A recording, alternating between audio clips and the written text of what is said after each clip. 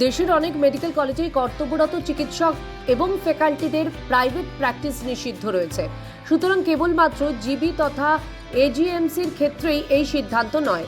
বৃহস্পতিবার সংশ্লিষ্ট বিষয়ে সাংবাদিকদের এক প্রশ্নের উত্তরে এই কথা জানান মুখ্যমন্ত্রী প্রফেসর ডক্টর মানিক সাহা। বৃহস্পতিবার রাজধানীর নজরুল কলাক্ষেত্রে সংবিধান হত্যা দিবস উদযাপন উপলক্ষে আয়োজিত এক অনুষ্ঠানে যোগদান করেন মুখ্যমন্ত্রী। অনুষ্ঠান শেষে সাংবাদিকদের মুখোমুখি হয়ে মুখ্যমন্ত্রী জানান, অনেক মেডিকেল কলেজেই এই সিদ্ধান্ত রয়েছে। মুখ্যমন্ত্রীর মতে চিকিৎসকরা অধ্যাপনার কাজ করেন, ছাত্রদের পড়ান। এক্ষেত্রে প্রাইভেট প্র্যাকটিস থেকে বিরত থাকলে পাঠদানে তারা সুযোগ পাবেন। তিনি বলেন, হুট করে বা জোর জবরদস্তি করে এই সিদ্ধান্ত চাপিয়ে দেওয়া হয়েছে এমনটা নয়। বিষয়টি নিয়ে চিকিৎসকদের সংগঠনের সঙ্গে আলোচনা হয়েছে। তাদের সম্মতির ভিত্তিতেই এই সিদ্ধান্ত গ্রহণ করা হয়েছে বলে জানান মুখ্যমন্ত্রী। মুখ্যমন্ত্রী আরও বলেন, একটি পাইলট স্টাডি হিসেবে সরকার এই সিদ্ধান্ত গ্রহণ করেছে। পরবর্তী সময়ে আইজিএম হাসপাতাল এবং অন্যান্য হাসপাতালেও যে এই সিস্টেম চালু হচ্ছে তারও ইঙ্গিত দেন মুখ্যমন্ত্রী। মেডিকেল কলেজ একটা অন্য বিষয়। যে কোনো মেডিকেল কলেজে একজন ডাক্তার হিসাবে যদি একটা মেডিকেল কলেজে নিজের সুযোগ পান বা স্টুডেন্টদের পড়ানোর সুযোগ পান, এটা কিন্তু একটা অন্যরকম একটা মানসিক এবং একটা আত্মতুষ্টির কিন্তু একটা বিষয়, সেলফ স্যাটিসফ্যাকশন, যে আমি কলেজে পড়াই, আমি অধ্যাপক, সহ অধ্যাপক বা আমি সিনিয়র রেসিডেন্ট, অ্যাসিস্ট্যান্ট প্রফেসর বা এরকম।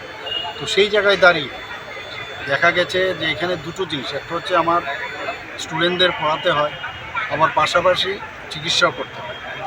কিন্তু দেখা গেছে, আমরা দেখেছি বহু যারা সুপার স্পেশালিস্ট আছে বা অন্যান্য অনেকে আছে, এদের মধ্যে দেখা যায় সময় মতো সেখানে পাওয়া যায় না। তো ন্যাচারালি ওদের মেইন যে সমস্যা সেটা হচ্ছে আর্থিকভাবেও ওনাদের এনপিএর যেহেতু একটা ব্যবস্থা আছে, এনপিএর যে অর্থটা সেটা খুব মানে যে তার যে অর্থমূল্যটা কম। আসন্ন এডিসির ভিলেজ কমিটি নির্বাচন নিয়েও কথা বলেন মুখ্যমন্ত্রী।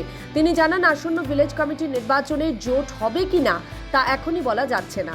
স্থানীয় নির্বাচনে জোটের থেকেও অনেক দলের বিরুদ্ধে লড়াই করে। ত্রিপুরায় এর আগেও এই ধরনের বন্ধুত্বপূর্ণ লড়াই অনেক হয়েছে। মুখ্যমন্ত্রী জানান, বিষয়টি এখনো আলোচনার পর্যায়ে রয়েছে। অ্যালায়েন্সে থাকা সত্ত্বেও অনেকে আবার একজন আরেকজনের সাথে মানে ইলেকশনে লড়েছে। আমাদের ত্রিপুরা তো এরকম হয়েছে কিন্তু আগে, এবং ফ্রেন্ডলি ইলেকশনও হয়েছে আগে।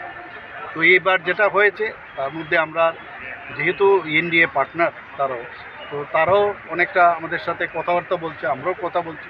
হয়তোবা এটা সময়ের অপেক্ষা, কখন আমরা আমাদের যেহেতু গার্জিয়ানশিপেরও বিষয় রয়েছে তারও ডিসিশন নেবে। ত্রিপুরা থেকে দেবাশিস বোসের রিপোর্ট, সিএন ত্রিপুরা।